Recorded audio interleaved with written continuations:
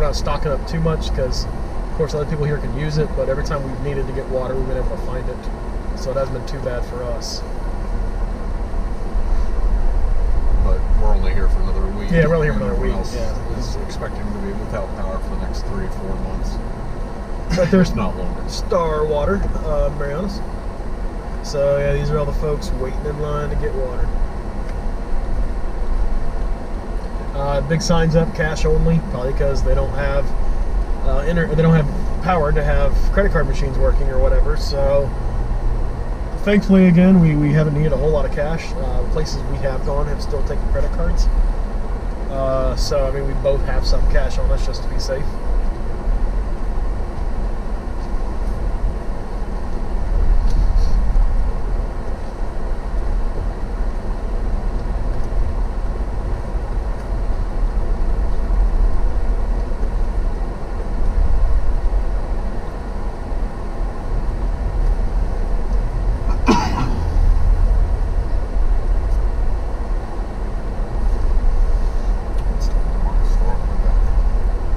Oh, you want to? It's down here. We can go there now. Oh, I thought it was here. Let's go in there now and just see if they're open. It's 1:44. I don't know what hours they're doing.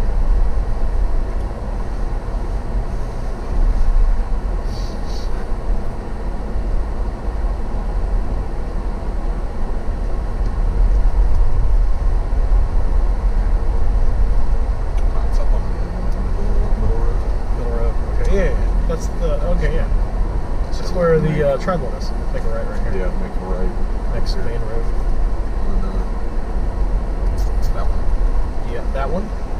This one. No, That one. This, that, and there. Yeah. Oh, the bacon sign's down. The bacon sign is down. They had the ice center right there had a funny sign. It was saying they kept trying to grow their own food, but they couldn't find bacon seeds. It was quite comical. Every day we'd drive by and kind of chuckle at it. Okay, I can go wherever. Next street. Make a right. Actually, it's saying go up to DFS now. I think it is right here. Let's do it. Let's do it.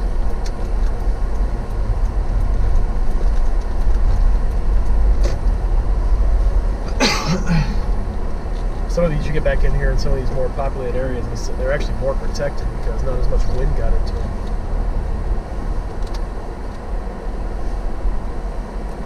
Left. Can't see it. You're good.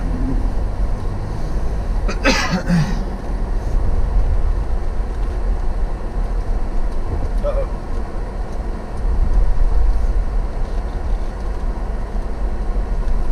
Coconut.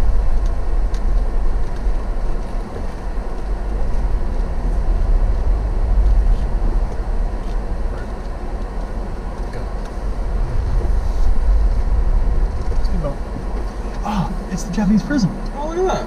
Look at that. Found it. We found it. I'm gonna whip in here real quick. So this is the old Japanese prison. This was the you can see the sign, the old Japanese jail. It's laying on the ground. This was the place that supposedly, according to some theorists, I was about to say conspiracy theorists, this is where Amelia Earhart was captured and brought when her plane crash landed on one of the islands, because there's been some recounts supposedly of locals that had family members that there was a woman stuck in one of the cells at the very end, and they had brought her like food and blankets and stuff like that. So this is, we were talking about coming here and finding it eventually. Of course, it could take more than a typhoon to take out this jail. The roof and the floors of all the cells were bamboo. So I saw an article about how all those are basically deteriorated away, but the jail itself is still here. Oh.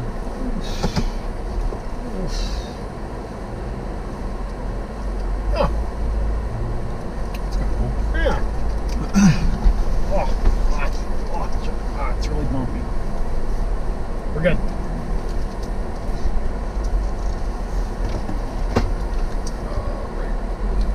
Right? Oh, left. Okay.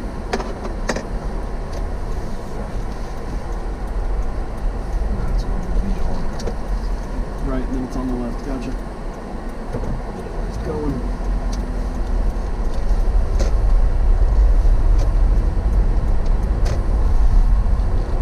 This is the middle road. There's a lot of like your commercial stuff up here. There's a McDonald's, there's a KFC, there's a Pizza Hut. Yeah, none of them are open anymore, but they were all up here. And everyone's getting over because everyone from the other side of the road's on this side of the road. I'm kind of interested. We see crews out that are like picking stuff up and cleaning stuff up. I kind of wonder where they're taking it all, because we know where the dump's at. It's on the north side of the island, but I gotta feel like that they don't have a large dump. And a lot of this sheet metal stuff, well, yes, it typically is recyclable. I don't know if they have the equipment here or the ability to recycle it, or if it just gets containerized and thrown on a ship and sent somewhere, or if it just sits there and rusts and stays there forever and gets buried under the ground. I don't know. Or if they throw it in the ocean and make a natural reef out of it. A lot of questions I don't have answers to.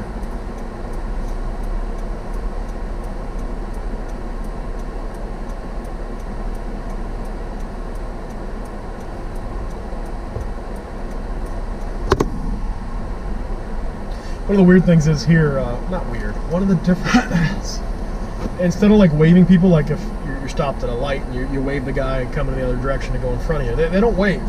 They just kick their hazards on.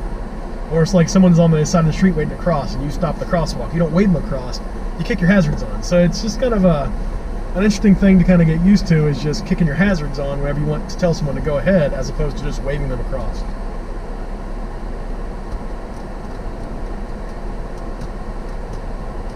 Got a truck up here picking up sheet metal and stuff, and people from the other side of the road are coming onto our side because telephone or street poles are down, so we're kind of backed up here for a second. And of course, just like the mainland, everybody on the left hand side runs all the way up to the front and then turns their blinker on and hopes to get over. As long as we properly do the zipper effect, everyone will merge in successfully.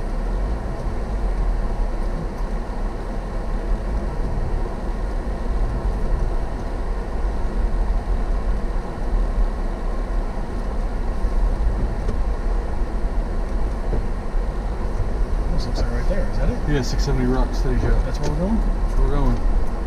I don't think they're open. Oh, they're closed. It says close on the door. Yeah. Well, turn around. We'll try in a week. We'll try again in a week. I'm actually going to go back down the beach road, so I think it's cleaner to go north. And then we'll come back up the middle there at American Park. Right, yep. No. I don't know. There's a road sign there. Is this road? Sure. Is this road 317? Looks like it. I don't know what that is. That's way massive. Need supplies for your cinder blocks. Here they are.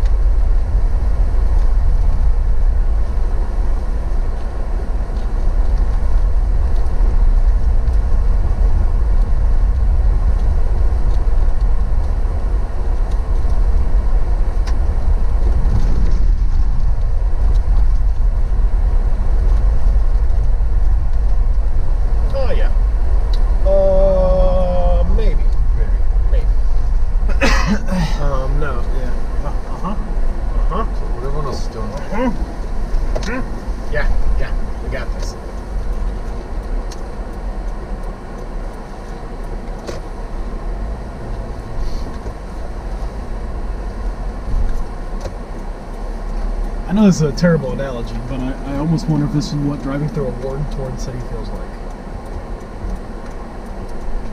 Just like stuff down everywhere and debris everywhere.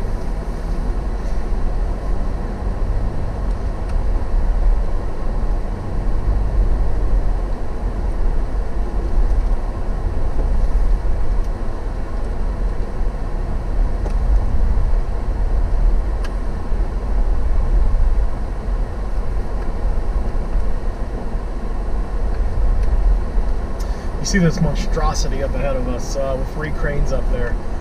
Funny enough, those cranes actually now that I look at it, the one all the way to the right, it looks like it's almost twisted because it's been pointed out that direction the entire time. Yeah.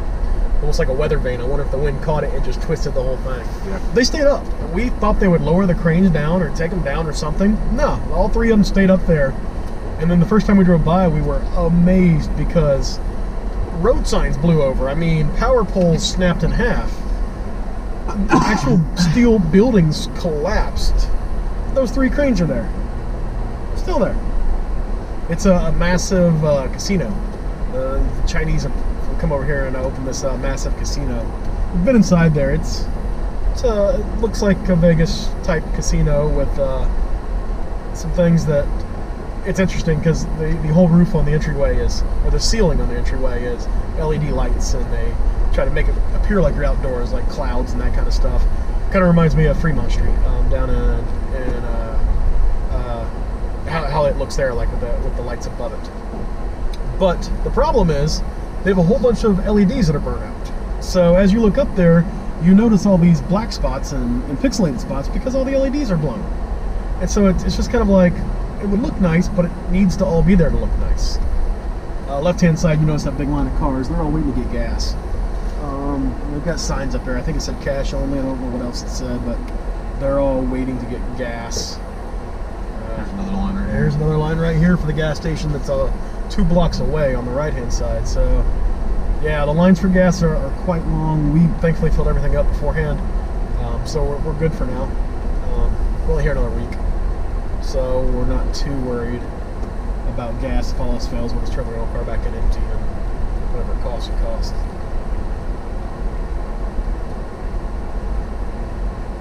Again, we're still like in the first 2 days after the storm, so we're limited on incoming supplies and stuff. That should get resolved here pretty quick and start getting cargo ships in and airplanes in and all that kind of stuff.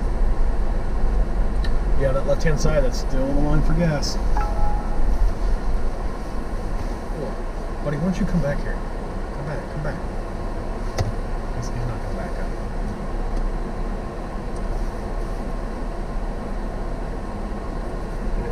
There he goes. Come on, come on, come on. I was waving him. I forgot to turn my hazards on.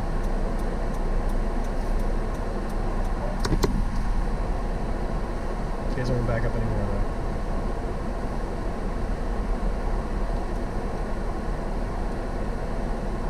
though. There he goes.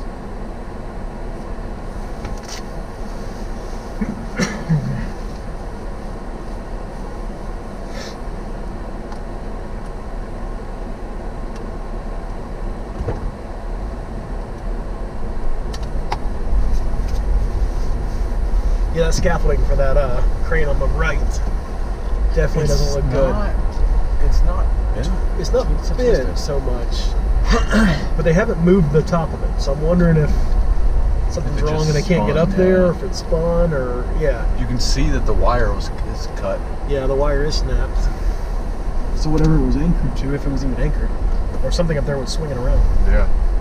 So this is Garapan. This is the touristy area, Bubba Gump Shrimp, and all the different DFS malls and all that kind of stuff. I love Saipan. I love Saipan. Everyone wears I love Saipan shirts, and the pink Mustangs abound. Go ahead. Difficult part over here is a lot of people walk around with their faces buried in their cell phones. So I don't know if they realize that 3,000-pound cars coming straight at them should be way more important than whatever's on their cell phone at that moment. But somehow it's not.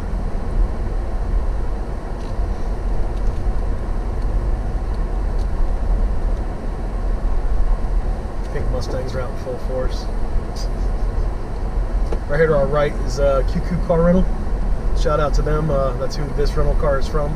They still had some SUVs in stock when the night after it hit. So I went up there and grabbed one quickly. So we had one. In front of us is American Memorial Park. It's actually a monument to the American lives lost here, taking the island back in World War II. So they were supposed to have a big ceremony there Thursday, because there was a remembrance ceremony of all the people, locals, the Japanese and the Americans that lost their lives for the battle. They had a whole bunch of flags and stuff out there. Those all got taken out because the hurricane hit Thursday night. So kind of, I don't know if it got postponed or what, but they didn't have it, of course.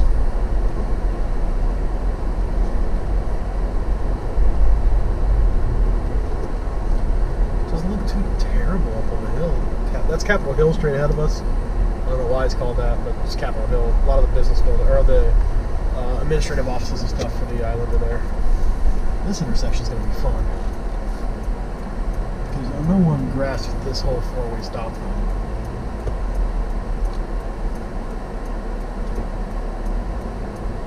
You're good. They're stopping. Yeah, they're good. Thank you.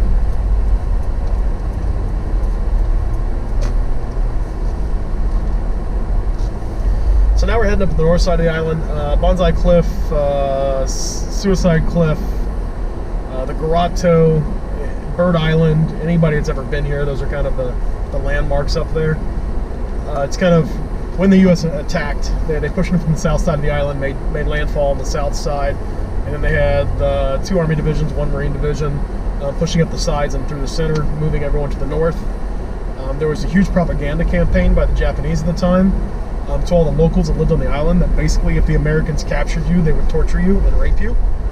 So we pushed all the way to the Americans pushed all the way to the north, and then there was actually a last-ditch effort one night. A few of the Japanese decided they weren't going to go out. They were going to do kind of a one last stand and just rush the Americans, and killed like 1,000 of them. I mean, there was a very successful attack, but it was with the only remaining soldiers there were. So then kind of what was left, they have a couple cliffs up here at the north side. The rest of the Japanese jumped off because they were fearful that the Americans would capture them and torture them. So they committed suicide. So the Americans were dropping leaflets. They were doing the whole drive around with loudspeakers announcing in native languages that no, we're not going to do any of this stuff. But the fear was so strong that they all took their own lives as opposed to being having anything to do with the Americans. So this was a very strategic point during World War II. Those of you that don't know, this island chain was taken over. It was the first area within the axis of power that was a Japanese-held territory. It was not Japanese expansion during the war. It was something they had held for a long time. They were trying to make sugarcane industry here. And this was something that we took over. It was definitely a blow to the Japanese because they had publicly stated multiple times that this island would never fail to the Americans. And then it did. So the island just south of Astinia, we then built, the Americans then built the largest airstrip in the world, and then that's where the planes launched to drop the atomic bombs.